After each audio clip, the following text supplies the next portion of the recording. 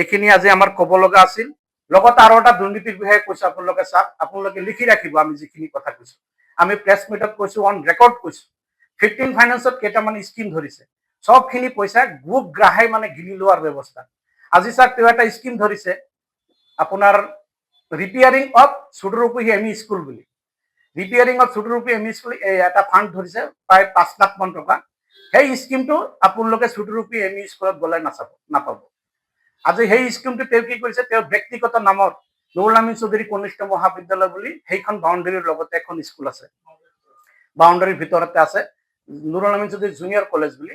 সেইখন কলেজত সেই পইচা দি সামান্য অংশৰ ধন তাত কাম কৰি 3 পাৰ্টকেইটা বদলাই গোটেইখিনি পইচা গিলি খাই দিছে। সেইদৰে আজি তেওঁ কৈছে যে বিভিন্ন ধৰণে যে পঞ্চায়তত নাথাকা স্কিম, আজি পঞ্চায়তত নাথাকা স্কিম কৰিলে তেওঁ কৰিছে। আজি আমি তেওঁৰ বিৰুদ্ধে মাত মাতিছো কাৰণে আজি তেওঁ আমাৰ বিৰুদ্ধে গালি গালাজ পাৰিছে। আজি বিভিন্ন গাঁও সভা, আপোনালোকে চাব, সিদিনাখন 20 মে তাৰিখে এটা গাঁও সভা হ'ল। গাঁও সভাত নোলোৱা প্ৰস্তাৱবিলাকৰ কথা, আজি গাঁও সভাত আমি কি হৈছিল নহৈছিল আমি জানো। তেওঁ মিছা কথা ক'ব, গাঁও সভাৰ বিষয়ে বিভিন্ন তেওঁ স্কিম লোৱা দেখাই দিব। তেতিয়া আমি গাঁও সভাত গোটেইখিনি ভিডিঅ' ৰেকৰ্ডিং কৰি ৰাখিছিলো। তাত কোনো ধৰণৰ যিবিলাক প্ৰস্তাৱ লোৱা হোৱা নাছিলে সেইবিলাকৰ প্ৰস্তাৱৰ কথা কৈছে। আজি তাত গাঁও সভাত আমাৰ গাঁৱৰ সচিব মহোদয় আছিল, আমাৰ যদিও আমাৰ বিৰোধী দলৰ হয় আমাৰ জিলা পৰিষদ ডাঙৰীয়া তাত আছিল। তেনেকুৱা ধৰণৰ কি প্ৰস্তাৱ হৈছিল সবেই জানে। গতিকে সেইবিলাক কথা আমাৰ তাত তথ্য প্ৰমাণ আছে। যদি প্ৰয়োজন হয় আমি তথ্য প্ৰমাণ উপযুক্ত জেগাত আমি উপস্থাপন কৰিম। এটা কথাই আপোনালোকক আৰু জনাইছো, আজি দুৰ্নীতিৰ কথা কয়। আজি যদি আপোনালোকে তেওঁৰ ঘৰত যায়, আজি তেওঁৰ ঘৰত গৈ ভালকে চাব, বা আপোনালোকে চুটুৰুপি গাঁৱত যায়, গাঁৱত গৈ চাব বিভিন্ন দুখীয়া মানুহবিলাকৰ জব কাৰ্ডৰ নামত তেওঁলোকে ATM বনাই দিছে। কি দৰকাৰ পৰিছে? দুখীয়া মানুহবিলাকে জব কাৰ্ড বনাইছে, জব কাৰ্ডৰ বিষয়ে কাম হৈছে, সামান্য এটা অংশ মানুহক দিয়া হয়, কাম কৰা হয়। মানুহৰ পইচাখিনি গোটেই দুখীয়া মানুহৰ পইচা গোপ গ্ৰাহে গিলি খাবলৈ মানুহৰ ATM পৰ্যন্ত, আজি তেওঁৰ ঘৰত যদি আপোনালোকে যায় মিনিমাম 1000ৰ ওপৰত আপোনালোকে ATM কাৰ্ড দেখা পাব। গতিকে এনেকুৱা ব্যৱস্থাৰ বিৰুদ্ধে আমি প্ৰতিবাদ কৰাৰ কাৰণে আমি এইবিলাক ব্যৱস্থা যাতে তেওঁক চকু দিব নালাগে। তেওঁ আগতে 15 বছৰ যেনেকে লুটপাট কৰি খাই নুৰমহল বনাইছিল বা বিভিন্ন ধৰণৰ সম্পত্তি তেওঁ গোটাইছিল, আজি তেওঁৰ সেইবিলাকত তেওঁ বাধা পাইছে কাৰণে আজি আমাৰ বিৰুদ্ধে বিভিন্ন অভিযোগ, আমাক ভয় ভাবুকি, আমাৰ ভৰি ভাঙি দিব।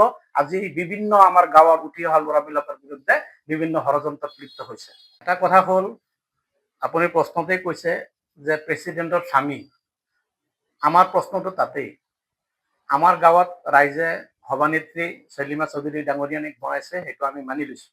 যদিও আমি ভাৰতীয় জনতা পাৰ্টিৰ আমাৰ বিৰোধী দলৰ তেখেত অলপ দিন আগলৈকে সিদিনালৈকে আমাৰ লগতে আছিলে, আমাৰ মিত্ৰজোঁটৰ আছিলে। ইলেকশ্যনৰ সময়ত বহুত কিবা হ'ব বুলি ভাবি দল বাগৰি 20 নম্বৰ বাৰ দল বাগৰিছে। আগতে কেইবাবাৰো হৈছে, কংগ্ৰেছ, AGP, UDF, কোনো দল অসমত বাকী নাই। সব দল নিগৰি শেহলৈকে কংগ্ৰেছত গৈছে। সেইটো বাৰু যাক, তেওঁৰ ব্যক্তিগত স্বাধীনতাৰ কথা। আপুনি যেনেকে প্ৰশ্নটো কৰিলে যে প্ৰেচিডেণ্টৰ স্বামী, আমাৰ ৰৌমাৰী ৰূপহী পঞ্চায়তৰ সাধাৰণ নাগৰিকৰ বা সাধাৰণ ৰাইজৰ প্ৰশ্নটো তাতেই, বা আমাৰ বৰাজান উন্নয়ন খণ্ড হওক বা আমাৰ চামাগুৰি সমষ্টিৰ মানুহৰ।